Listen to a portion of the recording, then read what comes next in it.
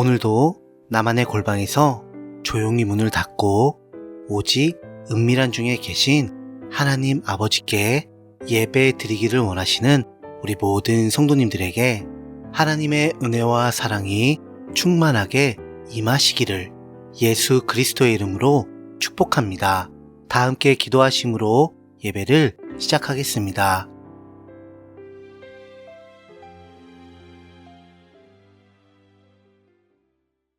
너무나도 연약해서 깨지기 쉬운 질그릇 같은 저를 예수 복음의 증인으로 불러주신 우리 하나님 아버지, 이 은혜를 제가 생각할 때마다요, 저는 온 세상 위하여 제가 먼저 받은 이 복음을 죄중에 빠져 헤매는 자들에게 전파하고 가르치고 싶습니다.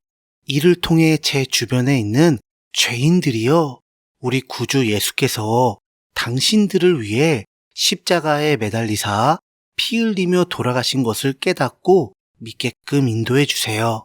이를 위해 제가 매일 예수 복음을 전하고 또 기도하는 증인으로서의 삶을 마지막 최후 승리의 그날까지 잘 감당할 수 있도록 날마다 능력을 주시고 지키고 보호해 주세요. 이러한 소망을 담아 오직 예수 복음만을 신뢰하며 드리는 이 예배를 나의 하나님 아버지만 기쁘게 받아주세요. 예수님 이름으로 기도합니다. 아멘.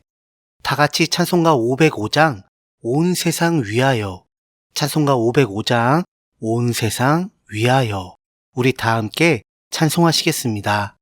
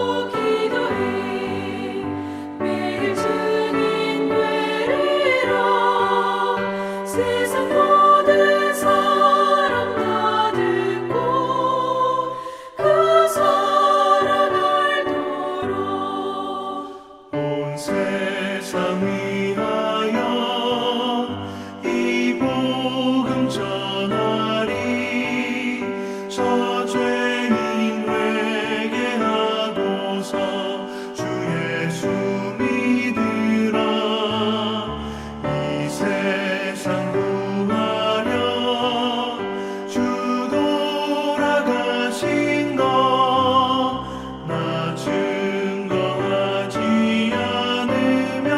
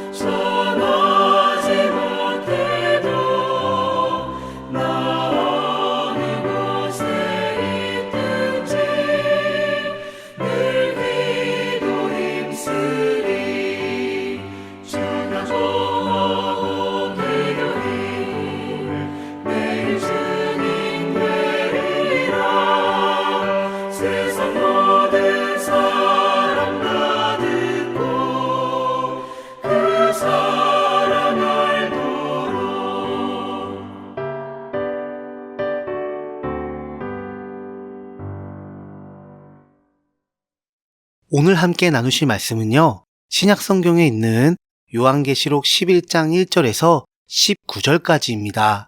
제가 가진 성경으로는 신약 성경 409페이지가 되겠습니다. 신약 성경 요한계시록 11장 1절에서 19절까지입니다. 그럼 다 찾으신 줄 알고요. 오늘 본문 말씀을 저와 함께 읽어보시겠습니다. 또 내게 지팡이 같은 갈대를 주며 말하기를 일어나서 하나님의 성전과 제단과 그 안에서 경배하는 자들을 측량하되 성전 바깥 마당은 측량하지 말고 그냥 두라. 이것은 이방인에게 주었은즉 그들이 거룩한 성을 42달 동안 짓밟으리라.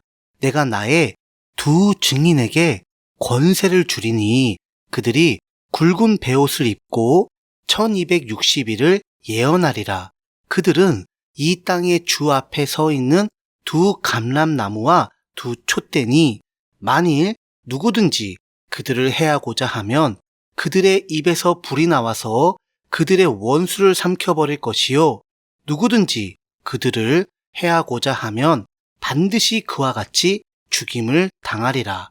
그들이 권능을 가지고 하늘을 닫아 그 예언을 하는 날 동안 비가 오지 못하게 하고 또 권능을 가지고 물을 피로 변하게 하고 아무 때든지 원하는 대로 여러 가지 재앙으로 땅을 치리로다. 그들이 그 증언을 마칠 때에 무적행으로부터 올라오는 짐승이 그들과 더불어 전쟁을 일으켜 그들을 이기고 그들을 죽일 터인즉 그들의 시체가 큰 성 길에 있으리니 그 성은 영적으로 하면 소돔이라고도 하고 애굽이라고도 하니 곧 그들의 주께서 십자가에 못 박히신 곳이라.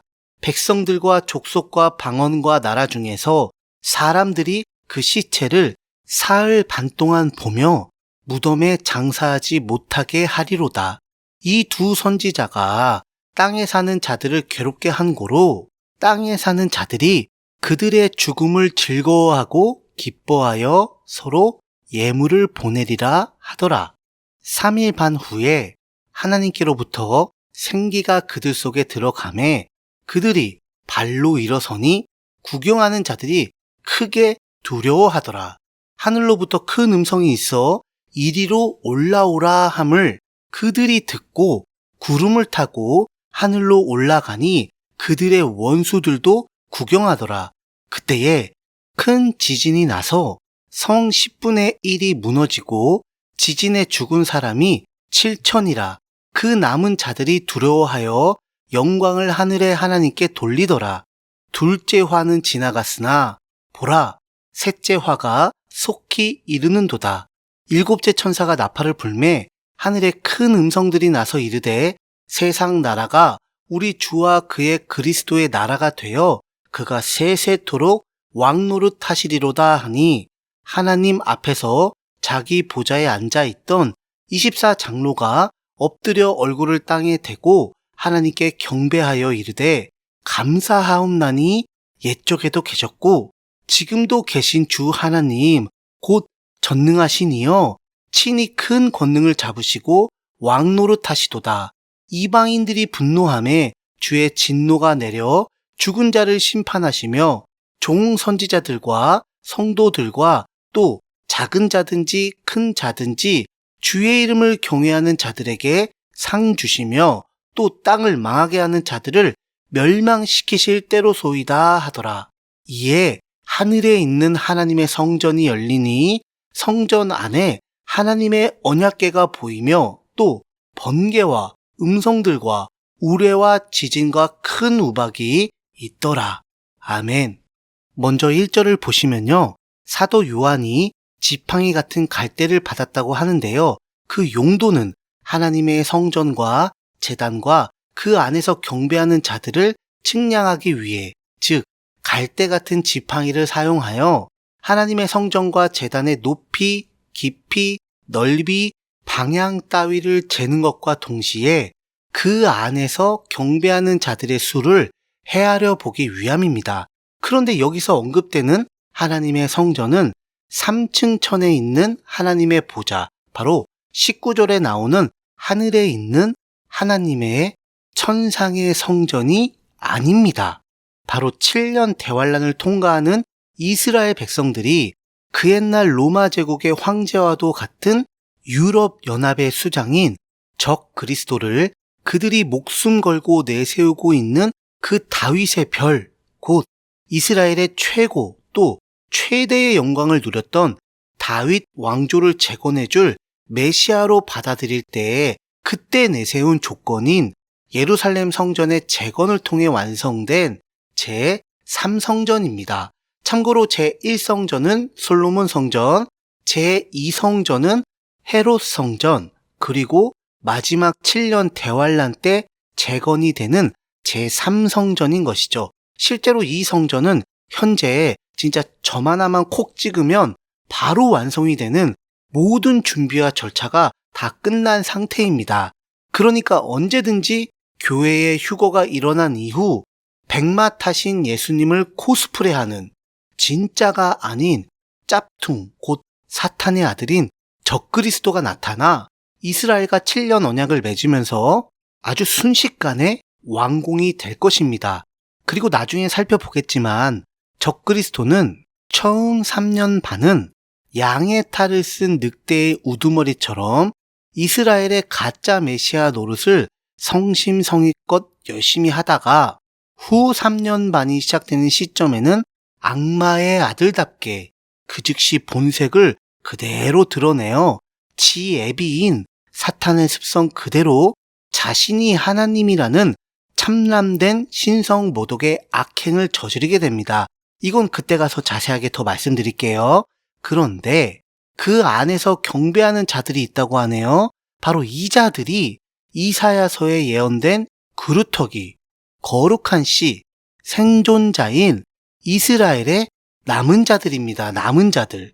일단 이 사람들을 정확하게 구분하자면 스가랴서 4장 11절에서 15절에 예언된 그 감람나무 두 가지이자 오늘 본문 4절에서는 두 감람나무와 두 촛대로 비유된 두 증인, 바로 모세와 엘리야이고요. 거기에 교회의 휴거 사건 이후 자기 죄를 회개하는 가운데 이방인의 손을 빌려 십자가에 못 박아 죽인 그 나사렛 청년 목수였던 예수를 이제야 비로소 하나님의 아들이자 메시아로 영접하고 그분의 십자가와 부활의 복음을 믿어 죄인에서 하나님의 자녀로 거듭나는 그 구원을 받아 영원불변하고 완전 무결한 구원의 보증으로 성령님을 인침받은 이스라엘의 14만 4천 명, 아울러 여기에 플러스 이들의 전도를 통하여, 그러니까 복음 전파를 통하여 적그리스도를 메시아로 착각하여 영접한 그 죄를 다행히 뒤늦게나마 회개하고 인침을 받은 이스라엘의 14만 4천처럼 오직 예수님의 십자가와 부활의 복음을 믿음으로 구원을 받은 유대인, 그리고 이와 동일한 믿음으로 자기 목숨을 걸고 이들을 도와준 이방인들로 구성이 되어 있습니다. 그런데 여기서 결정적인 차이점은 적그리스도와의 7년 언약의 유무로서 두 증인과 14만 4천 명은 이를 철저하게 거부했으나 유대인을 포함한 대환란 성도는 이를 전폭적으로 수용하였다는 것이죠. 그러나 적그리스도가 본색을 드러낼 시점에 이들은 그 죄를 회개하고 오직 예수 그리스도의 십자가와 부활의 복음을 믿어 구원을 받은 이후 자기 이름의 수인 666표를 받으라는 적그리스도에게 죽기까지 목숨을 다하여 끝까지 결사항쟁하며 대항을 하다 결국 순교의 열매를 맺게 됩니다. 그리고 예수 그리스도의 재림 이후 이러한 순교자들은 다시 부활하여 천년 왕국에서 예수 그리스도와 함께 왕노릇하게 되지요. 이러한 내용의 서막이 바로 2절에 나옵니다. 이방인들이 거룩한 성을 42달 동안 짓밟으리라. 그러니까 적그리스도가 7대접이 시작되는 후 3년 반 시작부터 제3성전 보좌에 앉아 자기를 하나님이라 하면서 자신을 숭배하라. 그 증거로 내 이름수인 666표를 받아라. 안 받아? 니네가 진짜 안 받으면 결국엔 단두대에서 목이 잘려 나갈 것이야 라고 공포정치, 독재정치, 전체주의 정치를 시작할 것이고, 오직 그를 숭배하도록 온 세상을 미혹할 거짓 선지자인 로마 카톨릭의 교황은요, 이를 실현하기 위해 마녀 사냥을 다시 재현할 것이며, 아주 극소수인 이스라엘의 남은 자들 외에는 다 그 성전에 들어가 적그리스도의 표를 받고 그를 경배할 테니, 제3성전은 그야말로 신성 모독과 우상 숭배가 그 끝판왕을 치는 아비규환과 같이 철저하게 짓밟히게 되는 거지요. 그러나 이와는 달리 전 3년 반은 사탄과 적그리스도와 거짓 선지자에게 있어 그리 호락호락하고 만만한 시간은 결코 되지 않습니다. 왜일까요? 바로 3절에 등장하는 하나님의 두 증인으로 세워지는 모세와 엘리야가 이 적그리스도와 그 추종 세력에 맞서서 전심전력으로 싸우기 때문이죠. 그래서 마귀는 모세의 시체에 관해 변론을 제기한 것이고, 엘리야는 죽음을 보지 않고 하늘로 끌려 올라간 것입니다. 그리고 이 날의 계획을 위해 변화산에서 예수님을 두 증인이 직접 아련한 것이고요. 그리고 마침내 그때가 되어 지상으로 내려와 하나님께서 성령님을 인치심으로 영원 불변토록 내주하게 하신 이스라엘 14만 4천 명을 위해 세우신 영적 지도자로 기름 부음을 받게 된 것입니다. 따라서 두 증인의 본격적인 사역 시점은 후 3년 반의 시작점이 아니라 전 3년 반이 시작되는 시점, 곧 이스라엘 14만 4천 명이 인침을 받는 그 순간부터 시작되는 것입니다. 그런데 이들은 화려한 제사장의 의복이나 정결한 세마포를 입고 그 건세와 능력을 행하지 않았습니다. 도리어 그들은요, 재와 티끌을 뒤집었으며 철저하게 회개할 때 입는 의상인 굵은 베옷을 입고 있었지요. 왜 그럴까요? 왜냐하면 지금은 바로 이 시간은, 이 시점은 철저한 이스라엘의 회개의 시간, 바로 야곱의 환난을 통한 징계의 날들이기 때문입니다. 무엇 때문에? 바로 예수 그리스도를 메시아로 영접하지 않고 도리어 그분을 십자가에 못 박아 죽인 그 참람한 죄악을 회개시키기 위함이지요. 그리고 이로 말미암아 그분의 복음을 믿어 구원해 주시기 위한 하나님의 변함없이 영원불변한 그리고 끝없는 그 사랑, 그리고 이 사랑에 절대적으로 근거한 영원불변한 그 택하심, 부르심, 바로 그 은혜를 이스라엘 백성들에게 베푸시는 그러한 날들이기 때문입니다. 그리고 이들의 활동은 1260일을 예언한다고 하는데요.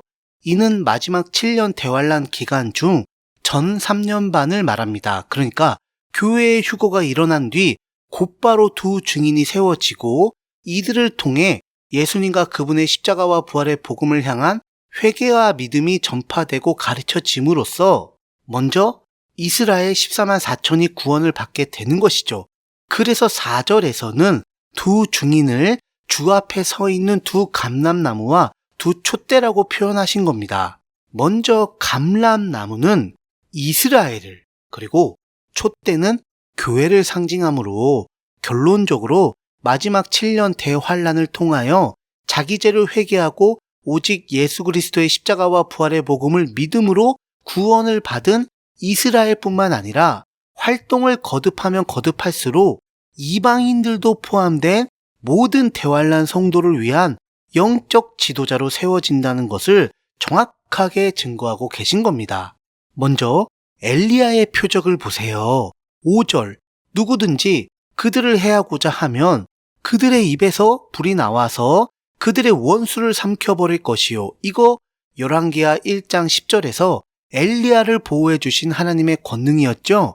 그리고 6절, 그들이 권능을 가지고 하늘을 닫아 그 예언을 하는 날 동안 비가 오지 못하게 하고, 자, 이건 열왕기상 17장 1절에 나온 엘리야 시대에 하나님께서 일으키신 3년 6개월간의 가뭄이고요. 또 물을 피로 변하게 하는 이 표적은, 네, 그렇죠. 맞습니다.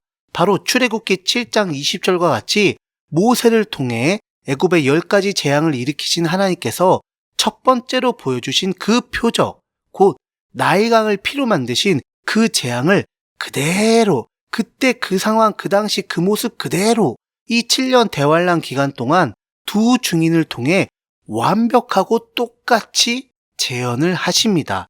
그런데 하나님께서는 왜 굳이, 도대체 무슨 이유와 목적으로 구약의 선지자들을 다시 불러내셔서 신약의 끝자락인 이 7년 대환란 기간에, 그것도 예전 그때 그 표적을 지금 그대로 똑같이 재현을 하셨을까요? 자, 이거는요, 이렇게 한번 가정해 보자고요. 지금 내가 7년 대환란을 통과하고 있는 이스라엘 백성인데, 지금 갑자기 혜성처럼 등장하여 여러 가지 표적을 통해 적그리스도의 실체와 예수 그리스도의 복음을 전파하고 가르치고 있는 두 증인과 그 사역을 면밀히 살펴보면 과연 어떤 장면이 오버랩 될까요? 지금 내 손에 있는 구약 성경에 확실히 기록되어 있는 이스라엘을 향한 하나님의 구원과 은혜와 사랑, 그리고 그 놀라운 권능과 표적을 그대로 믿고 확신할 수가 있겠죠. 그런데 신약의 요한계시록을 보니 하나님의 첫 열매, 하나님의 장자, 하나님의 제사장 나라인 이스라엘을 향한 하나님의 택하심과 부르심에는 결코 절대로 반드시 후회가 전혀 없음을, 조금도 없음을, 일체 없음을 두 귀로 듣고 두 눈으로 직접 보았으니 지금이라도 늦지 않았다. 그러니 속히 자기 죄를 회개하고 오직 예수님과 그분의 복음을 믿어 구원을 받아야 한다는 것을 깨닫지 않을래야 않을 수가 없겠죠. 바로 하나님께서는 이런 멋진 리바이벌의 장면을 두 증인을 통해 완벽하게 연출해 내시는 겁니다. 이러한 가운데 7인과 7나팔로 인한 대재앙으로 인해서 정말 지옥이 따로 필요 없을 정도로 아비규환의 절정을 달리고 있는 이런 대환란의 세상을 향하여 우리의 두 증인은 7절과 같이 어떤 증언을 마쳤답니다. 그러니까 전 3년 반 동안 계속해서 끊임없이 어떤 구체적인 진실을 쉬지 않고 증거했다는 것이죠. 그런데 그 결과가 무적행으로부터 올라오는 짐승이 그들과 더불어 전쟁을 일으켜 그들을 이기고 그들을 죽이게 됩니다. 그렇다면 두 증인의 증언은 거의 확실하게 유추가 가능하죠. 뭐냐고요? 바로 사탄의 아들인 적 그리스도와 그 추종 세력의 실체를 낱낱하게 폭로하며 그들을 향한 하나님의 영원불변한 지옥이라는 죄심판이 있음을, 곧 영벌이 있음을 확실하게 전했을 것입니다. 구체적으로 설명을 드리자면 그 증언의 내용은 크게 다음과 같을 것입니다. 우선적으로 적그리스도는 결코 하나님의 아들인 그리스도 곧 메시아가 아니라 도리어 사탄 마귀의 아들이며 오직 예수 그리스도가 하나님께 기름 부음을 받은 만왕의 왕이시자 만주의 주이신 메시아이심을 증언한 뒤 그 다음 적그리스도의 666표라는 그 시스템을 받게 되면 반드시 진노의 죄심판을 받아 영원불변한 지옥 형벌에 처해지게 될 것이지만 자기 죄를 회개하고 오직 예수 그리스도의 십자가와 부활의 복음을 믿는다면 거듭남의 구원을 받아 하나님 나라를 유업으로 상속받게 된다는 그러한 내용의 증언을 담대하게 선포했을 것입니다. 그리고 마지막 피날레로서 적그리스도와 그 세력들에게 철저하게 대항하며 싸우되 그들의 핍박과 박해로 인하여 순교를 당할지라도 오직 예수 그리스도를 향한 믿음, 곧 그분의 십자가와 부활의 복음을 향한 믿음을 지키면서 그 믿음대로 행하라는 증언으로 이스라엘의 남은 자들을 격려하며 우뚝 세워주었을 것입니다. 그러니 적그리스도가 가만히 있었겠습니까? 이를 부득부득 갈며 죽기로 발광하며 덤벼들었겠죠. 그런데 8절을 보시면 적그리스도에게 죽임을 당한 두 증인의 시체가 버려진 곳은 영적으로 하면 소돔이라고도 하고 애굽이라고도 하니 곧 그들의 주께서 십자가에 못 박힌 곳이었습니다. 그리고 9절과 같이 사흘 반 동안 길바닥에 방치되게 되지요. 하지만 적 그리스도와 그 추종 세력은 10절과 같이 승리를 만끽하며 축제를 벌이고 있었지요.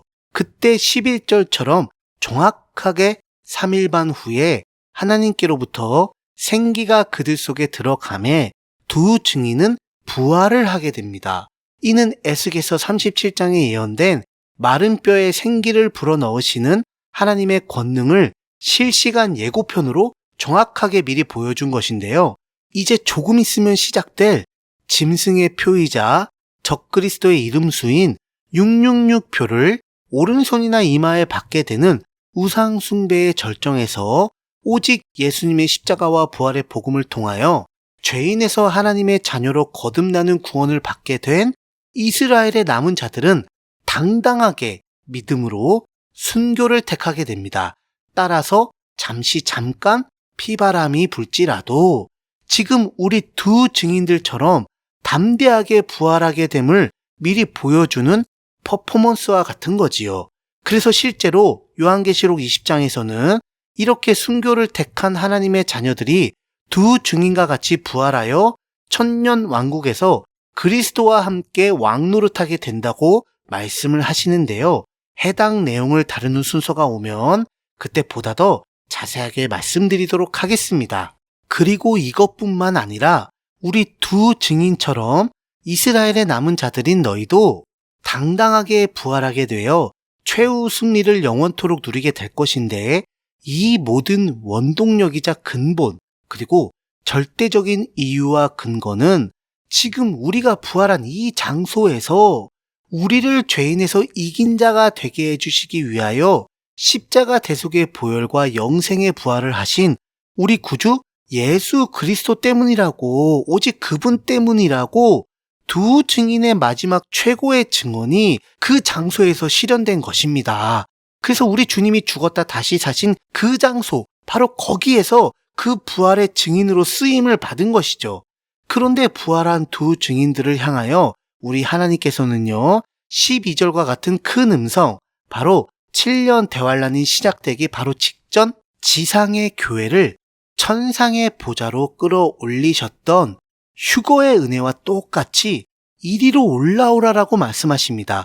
이때 오직 예수 그리스도의 십자가와 부활의 복음을 통한 성령님의 인치심을 통한 영원불변의 내주하심을 받은 이스라엘 14만 4천도요, 두 증인과 함께 올라가게 됩니다.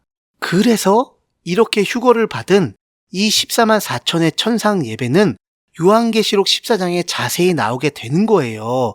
그 순서가 오면요, 이에 관련된 예수님의 말씀을 그 근거로 제시해 드리면서 자세하게 설명을 해드리겠습니다. 일단 요한계시록에 나오는 휴거는 총 2회인데요.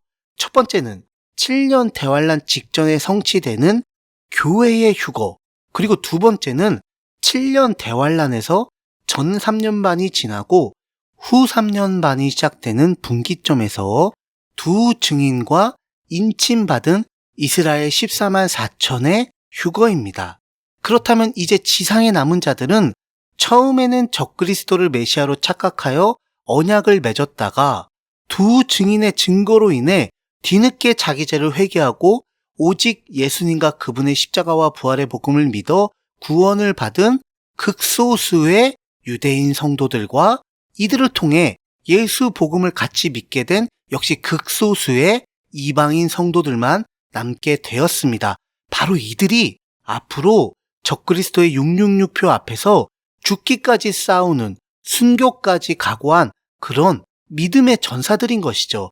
바로 13절에서 두려워하여 영광을 하늘의 하나님께 돌린 남은 자들이 바로 이들입니다. 그 외에는 전부 다 아주 그냥 싸그리 하나님을 대적하며 적 그리스도라는 최고이자 최악의 우상을 숭배하는 자들일 뿐인 거죠. 계속해서 14절을 보시면 보라, 셋째 화가 속히 이르는도다 라고 하는데요. 이 셋째 화는 마지막 7 나팔로서 7 대접으로 나뉘게 됩니다. 이 7 대접은 후 3년 반 동안 지상에 쏟아지게 되는데요. 지금까지의 재앙들은 맛보기이자 전야제에 불과했다는 것을 뼈저리게 깨닫게 될 것입니다. 그리고 이 7 대접을 끝으로 예수님께서는 천상의 성도들과 함께 재림하시면서 제3차 대전인 아마겟돈 전쟁을 일으킨 사탄을 비롯하여 그 자식 새끼인 적그리스도 그리고 이들의 추종 세력 모두를 지옥의 영벌로 영원 불변토록 처벌을 하십니다. 처단하시고 심판하시죠. 여기서 사탄은 잠깐 무적행에 1000년 동안 갇히게 되는데요. 해당 내용의 순서가 오면 이 역시 자세하게 설명을 해드릴게요. 여하튼 그 이후 예루살렘 제3성전을 깨끗하게 정화하는 기간을 몇 달 보낸 뒤 그 보좌에 당연히 지극히 마땅히 만왕의 왕이신 우리 구주 예수 그리스도께서 좌정을 하심으로 세상 나라가 우리 주와 그의 그리스도의 나라가 되어 세세토록 왕노릇하게 되는 영광스러운 천년왕국이 시작됩니다. 계속해서 16절을 보시면 이 모든 대재앙들을 천상에서 보고 있는 24장로가 엎드려 얼굴을 땅에 대면서 하나님께 17절 그리고 18절과 같이 경배를 하게 됩니다. 바로 하나님의 구원과 심판에 관한 내용인데요. 한번 자세하게 읽어보시면 잘 이해가 되실 겁니다. 그런데 이러한 경배를 기쁘게 받으신 우리 하나님께서는 19절과 같이 화답을 하시는데요. 먼저 하늘에 있는 하나님의 성전이 열리게 되죠. 이 성전은 지금 내가 속한 교회의 예배당도 아니고 또한 장차 지어질 예루살렘 제3성전도 아닙니다. 바로 예수님께서 부활하시고 난 뒤 바로 올라가셔서 그 대속의 보혈로 영원한 속죄 제사를 인증하신 바로 천상의 성전, 곧 하나님의 보좌입니다. 바로 이 보좌의 모형이 모세를 통해 지으신 성막이자 제1, 2, 3 예루살렘 성전인 것이죠. 그런데 성전에는 참으로 다양한 장소와 기구들이 있는데요. 요한계시록에서 언급되는 유일한 대상은 바로 하나님의 언약궤입니다. 언약궤. 왜 유독 하나님의 성전에서 이 언약궤만 부각이 된 것일까요? 그 해답은 이 언약궤의 모형인 성막의 언약궤에 뭐가 담겨 있는지 살펴보면 확실하게 알 수가 있습니다. 바로 십계명 돌판과 만나 항아리와 아론의 쌍난 지팡이가 들어있지요. 그렇다면 이것들은 과연 무엇을 상징하고 있습니까? 먼저 십계명 돌판은 죄인이 죄를 깨닫게 해주는 율법을 상징하고, 만나는 생명의 떡이자 참된 양식이 되시는 예수 그리스도를 상징하며, 아론의 쌍난 지팡이는 죽은 나무 토막에서 생명의 싹이 나는 영생을 상징합니다. 따라서 언약궤는 율법, 복음, 구원을 예표하는 것입니다. 그래서 이 궤는 예수 그리스도 안에 있는 생명의 성령의 법의 상징으로서의 법궤, 그리고 그분의 대속사역을 통하여 완전하게 성취하실 새 언약의 상징으로서의 언약궤, 그리고 예수 그리스도의 십자가와 부활의 복음이 증거가 되는 증거궤, 또한 누구든지 자기 죄를 회개하고 오직 하나님의 독생자이신 예수 그리스도의 십자가와 부활의 복음만을 믿으면 하나님의 자녀가 되는 권세의 상징으로서 권능의 궤라고 성경에 기록된 것입니다. 여기서 특히 아론의 지팡이에 난 싹은 살구꽃과 살구 열매를 맺었는데, 이것은 교회를 상징하는 등잔대의 살구꽃을 상징하는데요. 바로 교회는 예수 그리스도의 십자가와 부활의 복음을 통하여 거듭남의 구원을 받아 영생을 소유한 성도들임을 상징하는 것입니다. 그런데 여기서 한 가지 더, 바로 이 언약궤가 보이는 배경은 어떻습니까? 번개와 음성들과 우레와 지진과 큰 우박이었죠. 자, 최종 정리를 하자면 이렇습니다. 언약궤는 오직 예수 그리스도의 십자가와 부활의 복음을 통한 하나님의 구속사와 그 나라의 완성에 관한 언약이 이제 곧 완전하게 성취될 것을 상징하는 가운데에 번개를 비롯한 그 배경들은, 언약궤를 비췄던 그 배경들은요, 이제 남은 마지막 7대접에 담긴 재앙들의 강도와 그 범위, 그리고 그 두려움과 공포를 함축적으로 표현한 것입니다. 이 두 가지 상징을 대조하면서 구원과 심판을 증거하시는 하나님의 영원 불변의 그 맹세의 선포인 것입니다. 다 함께 기도하시겠습니다.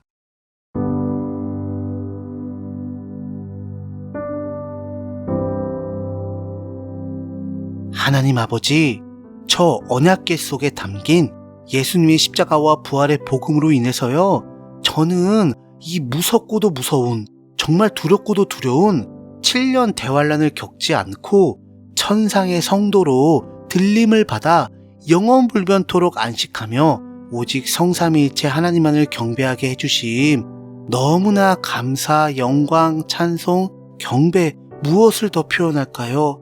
영원토록 하나님께 감사와 또 감사를 드릴 뿐입니다. 예수님의 이름으로 기도합니다. 아멘. 각자의 기도 제목을 가지고 하나님께 자유롭게 기도하시면서 예배를 마치시길 바랍니다.